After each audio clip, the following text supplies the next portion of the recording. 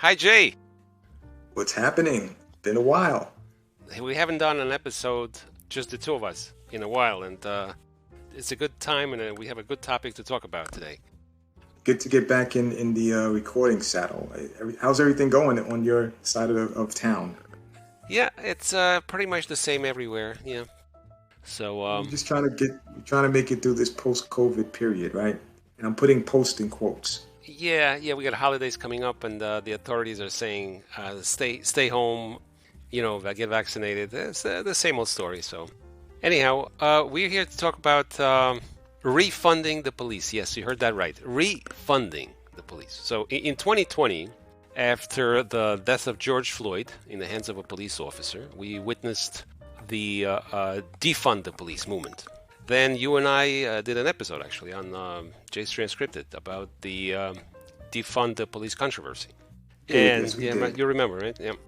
So now, fast forward a year later, the San Francisco mayor, London Breed. Well, actually, let's take it back. A year ago, San Francisco mayor, London, let me tell you what he did a year ago. London Breed announced $120 million in cuts to the budgets of both San Francisco police and sheriff's departments. Now, last week, the San Francisco mayor announced that she was making an emergency request to the city's board of supervisors for more money for the police to support a crackdown on crime, including open-air drug dealing, car break-ins, and retail theft. Now, I quote her, "It is time for the reign of criminals to end." Another quote. "And it comes to end when we are more aggressive with the law enforcement and less tolerant of all the bullshit that has destroyed our city." Some powerful words, she said. Now, Mayor Breed is not alone. Recently, Maryland Governor Larry Hogan announced a $150 million proposal to, I quote, refund the police. The Washington Free Beacon publication reports the results of a poll where 88% of black voters support Hogan's plan. 64% of black voters strongly support the governor's plan to refund the state and local police agencies, while 24% somewhat support. 89% of Hispanic voters support it. 74% of white voters support it. Jay, does this surprise you? Well, what I'd have to say initially is, well, okay. So let me just say this: there's an old song. It's an old jazz song, and the name of it is "What a Difference a Day Makes." I mean, I know you're a jazz aficionado. Maybe you heard that. But what I like to say is, "Wow, what a difference a year makes." But aside from that, am I surprised? I would say no. I would say no because, well, first of all, what I would look at is because we're talking about polling, and so I did a little bit of research into the polls and who's conducting the polls and who they're actually polling, and like anything else, any other cynical person besides myself would say, well, it depends on who you poll, when you poll them, because specifically Maryland, because initially we were talking about Maryland and sort of the reversal and percentage of black voters who were for this refunding of the police. And the number, well, first of all, the polling was done by a conservative group. And also, when you dig a little, don't even have to dig a little bit deeper, but you find that what Governor Hogan is doing is simply a proposal. He wants this $150 million to go towards police departments, and it's not necessarily just Baltimore. It's just policing in the state of Maryland. And at the same time, the governor is making this proposal. You have the city of Baltimore, who even though I'm not sure about those. I think you quoted the San Francisco mayor. But in Yes. terms of Baltimore, the Baltimore City Council is pretty much fighting against this $150 million proposal. So there's not an agreement. There's not an agreement. It's just simply a proposal. And, you could look a little bit deeper. But I think your initial question to me was I surprised, right? I would say no, because when you look at crime, especially around Baltimore, you have to ask yourself, who is most affected by crime? and it's the black community. Black community is most affected by crime. And so it doesn't surprise me that of those black citizens they polled, it doesn't surprise me that they would be in support of this proposal for refunding the police. Short answer, doesn't surprise me. Well, it's interesting. It's interesting, Jay, that you're mentioning the black voters because the San Francisco mayor is black, and she, like, if you look at her background, right, she knows what it's like what are the ills that are present in the black communities. Her brother is serving time for an armed robbery. Her sister died of drug overdose. Let me quote her. She's saying that I've been in that community, working in the trenches, dealing with the public safety issues, dealing with those things because my people are the ones getting left behind at the end of the day. So here's a black woman who knows what's going on in the black community. So yeah, I think you are agreeing with the San Francisco mayor. Well, I'm not necessarily agreeing. I'm not taking a stance one way or the other. I'm just simply saying that when you look at who's affected by crime, it's usually lower income, poor communities, black community. Even if you go back to so during the election, people were coming down on Joe Biden because when he was a senator and they had this whole war on drugs thing, and he was for the crime bill at the time, and so the crime bill had been implicated in overgrowth of the prison population, mainly black and other minority people, and so they kind of came down on him. But one of the arguments they made was that the black community was in support of the crime bill, and so that's why it doesn't surprise me, because again, those communities that are most affected by crime are going to be the communities that ask for more public safety support, I guess, meaning police, etc. But as far as the San Francisco mayor is concerned, yes, she has her perspective. She's been, part of a particular community, and so I get it. She's saying that this community needs a more police presence because of what's happening. That's what they need. That's what they're asking for. I'm not going to say I don't feel one way or another about it, but I will just say that people get the government they deserve, right? Right. Now, I remember that when we did that episode of Jay's Transcripted on defunding the police, you said that you were against disbanding the police, but not against defunding the police, which you defined as just the reallocation of resources in favor of social services. Now, we have a sharp rise in crime in New York City, and we had discussed this in the episode that I'm talking about, and you thought that the reason for the rise in crime was the huge number of unemployed, which we had as a result of COVID-19. So just a little more than a year later, the unemployment in this country is down from 25 million to 2.5 million. But the crime does not go down. So there's got to be something other than unemployment that is responsible for the rise in crime. Would you agree, Jay? Well, not necessarily. I don't necessarily agree. What I do know is that there are numerous studies that support the claim that this direct link between unemployment and crime. And usually it's property crime that people who are unemployed are involved in. Now, as far as New York City and crime, or not necessarily New York City, but I think you mentioned crime in the country is down. So, it's one thing to look at macro numbers, not crime. I think you said unemployment is down. I'm sorry. Right. Anyway, it's one thing to look at macro numbers and say, all right, well, now it used to be 25 million, now it's 2 million. And so why is crime on the rise? And that's without diving into those numbers to see, well, who's unemployed.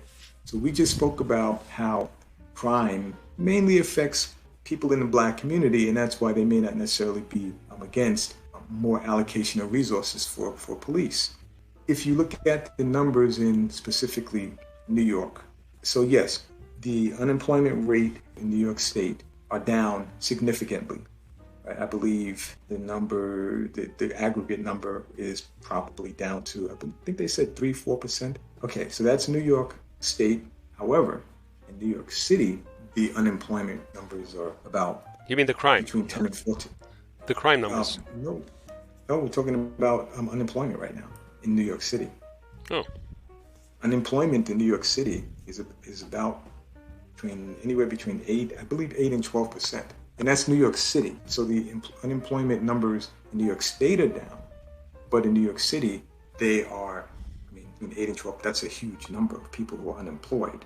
So part of the argument is, well, if unemployment is down, how come crime? We're seeing this increase in crime. You have to dive into the numbers. You have to look at, well, who is affected by this? Historically in this country, and today, blacks are affected by unemployment. I was looking at a study today in Baltimore where, so let's just say, they say the African American community in Baltimore is like 60%. Unemployment in Baltimore of the black population is 14%. And in the white community, it's like 3%. So going back again to that direct correlation, which has been studied, is a direct correlation between crime and unemployment. right. So it doesn't surprise me again that in Baltimore, black residents would be saying, sure, refund. But I think you mentioned my understanding of what defunding the police meant. That's not my interpretation. That's not my definition. That is the definition of defunding the police, which is simply like a reallocation of some of the resources. They're not taking all of the money. They're not disbanding the police. They just simply said, we want to take some of the resources. Because, I mean, if you look at it, it's almost like the military budget in this country. The military budget is like 2% of the budget of this country. And you look in most municipalities, the police budgets are just huge. You know, there are different reasons why people feel. I think there's as much crime as there actually is. I think there's more of a fear of crime. And that fear is propagated by law enforcement establishment. They are an establishment. They propagate these fears. That's why I believe that the budget, so even though they're talking about slashing these budgets will never go down. Well, the You're fear. talking about powerful, Hold on a second. powerful Hold on. organizations. Yes. Hold on, Jay. Now, the fear that you're talking about, if you say it's propagated by the police departments, it can. Fear. Probably. I'm not saying it's not the case, but you just mentioned yourself that in the black community, the fear is real. The crime is high in the black community. The black people are affected. Real. So Right, then the crime is real. yeah. So the crime is real. So is the fear of crime is real. But in other communities, they don't have the same crime rate. But Right. yet they're still Correct. afraid of crime. Correct. So Now- to me, like, Well, yeah, go ahead. I hear you. The other point that you made is that there's a relationship between unemployment and crime. So the higher the unemployment, the higher the crime. Now it's a relationship. It's not necessarily a cause and effect relationship. It could be that. I mean, it's possible that it makes sense that if a lot of people are unemployed, they have to survive and they would commit crimes. It makes sense. So some of it is true, but there could also be another possibility, the reverse. So because people commit crimes, for example, they sell drugs, and they have a lot greater income than they would have had if they worked in McDonald's, for example. So what I'm saying is it's possible that crime causes unemployment.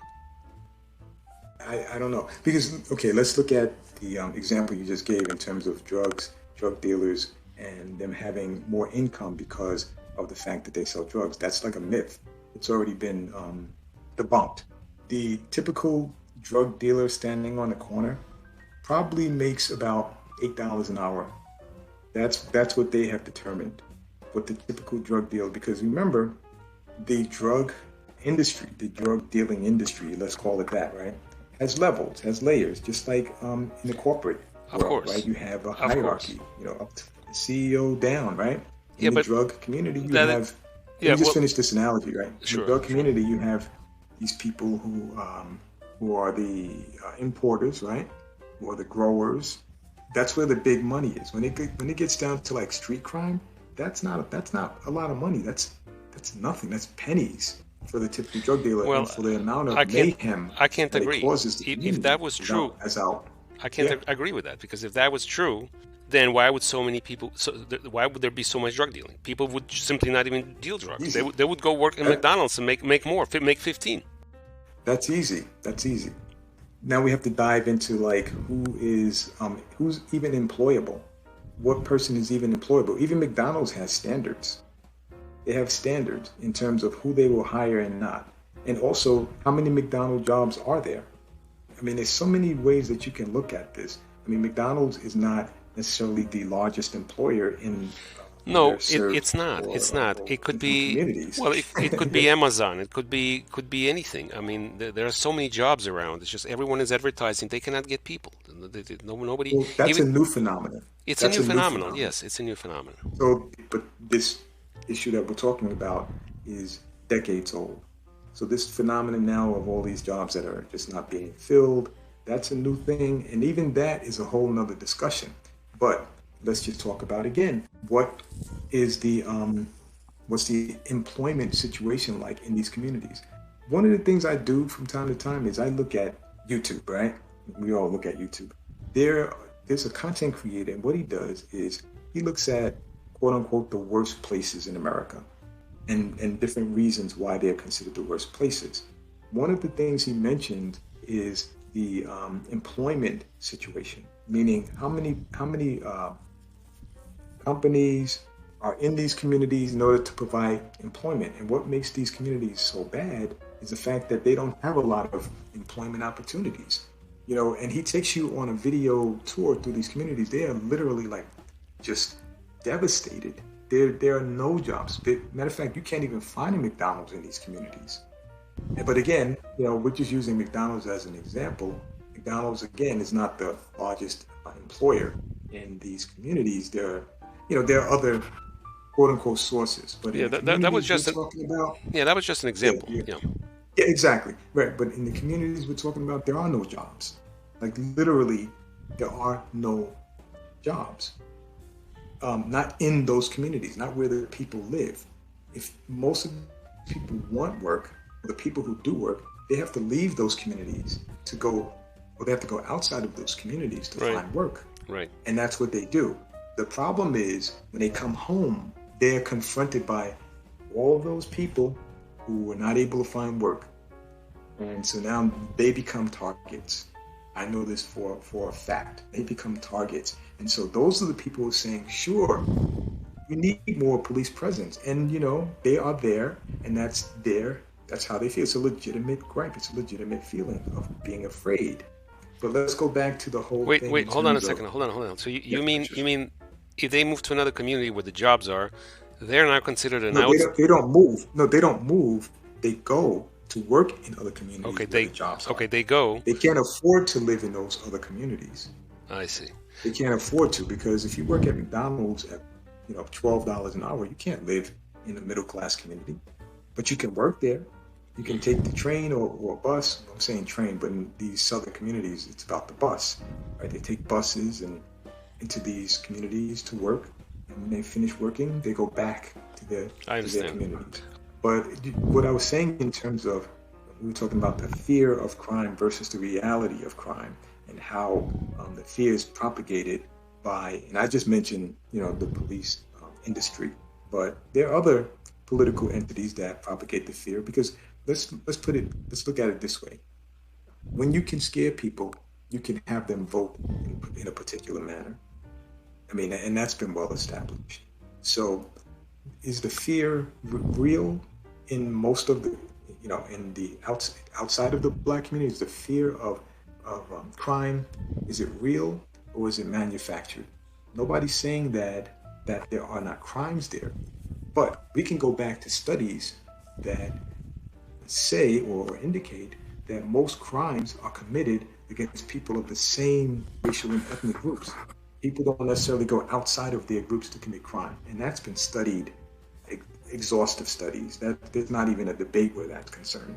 People of like ethnicities and racial groups commit crimes against other people from their group, more so than outside. So if the majority of crimes are being committed within the Black community, they would have the biggest gripe. Yeah. But I am still now in terms of refunding the police, so we have these terms.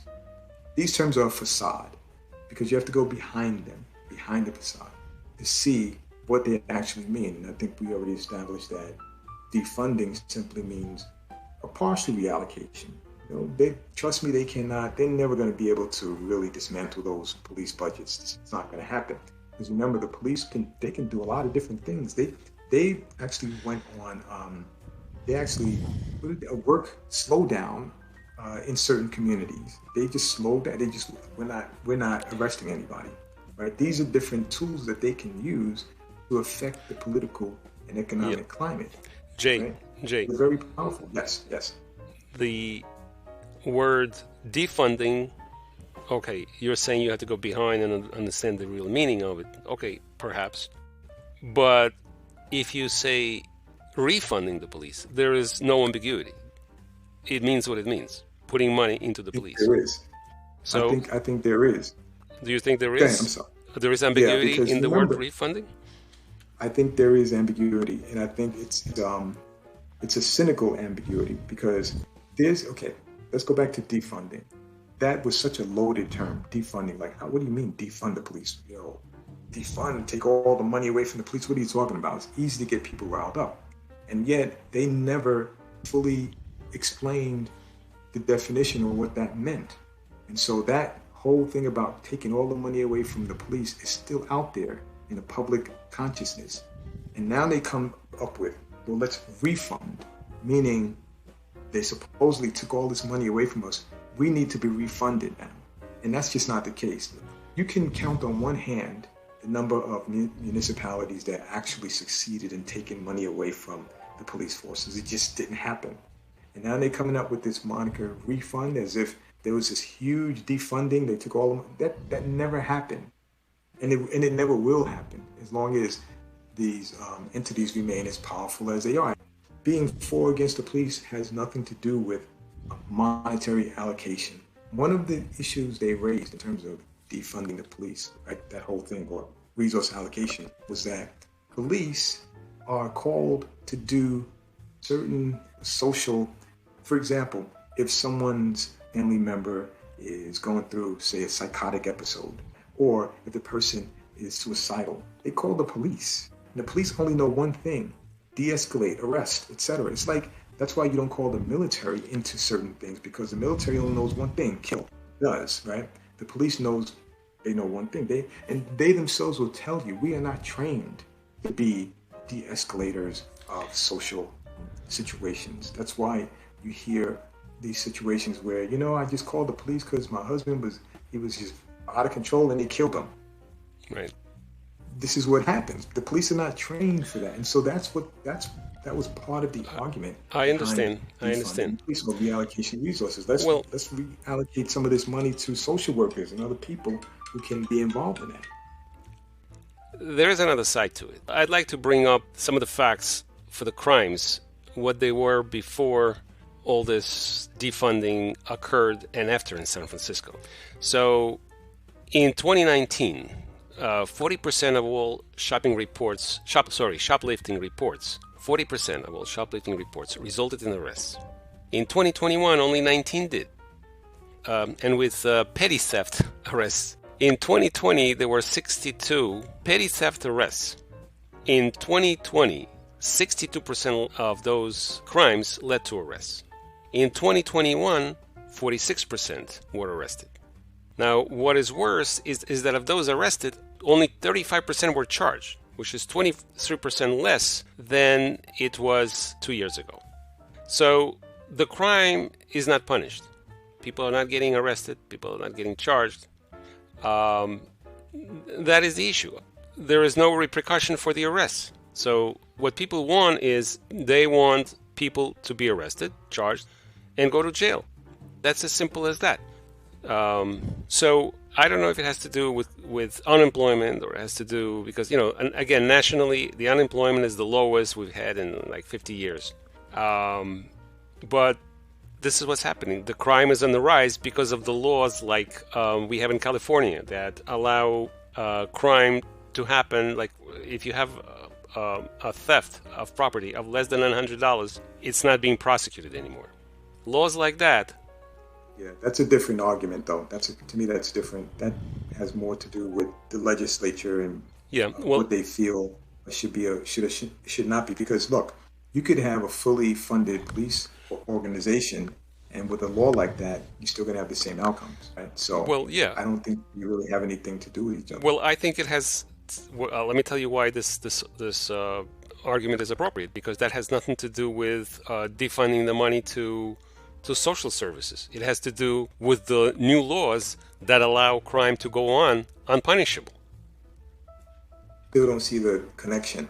So let's just say that this whole defund the police movement never existed, but yet you had legislators proposing these different laws that, well, the one you just described, where thefts below $100 will not be prosecuted.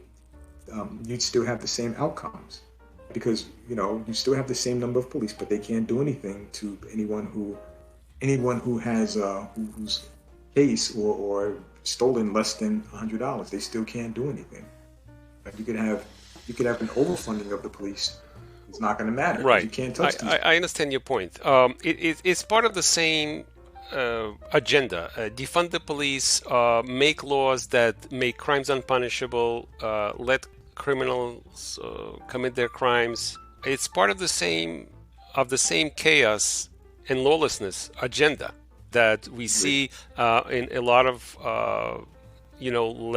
politically left, I would say radical police, radical left, like Antifa, for instance. I disagree. Anarchists. Yeah, I hear you, but I disagree, because again, if you look at the movement, if you look at the theory behind this defund, which we already did, right? If you look at the theory behind it, it just has to do with some of the resources being allocated to different areas. That's all it has to do with. I don't see it as a master plan to cause lawlessness and dissension, just a dismantling of civilized society. I don't see that. Well, the plan is that if you have it, then you're going to have people scared, and you're going to have people vote in a certain way that the government wants you to vote. That's for sure. And it depends on who the government is, right? The government are people, and you have conservative government, you have liberal government. Yes, each wing wants the vote to go in a particular way, but no one benefits from a society where lawlessness is allowed to exist. And honestly, I don't think either side wants that. I don't think lawlessness is a liberal thing. I don't think over-policing is a conservative thing. There's an old saying, right, that kind of encapsulates the way I feel about these things. Left wing, right wing is still part of the same bird. Okay, yeah. And remember, one wing cannot exist without the other. Right. Okay, I think this is a good time to finish the episode. It's great to be back in the saddle, so to speak. Right. And again, this is the end of the year. Let me wish our listeners around the world Happy New 2022. Happy holidays, everyone. And come back and listen to us again.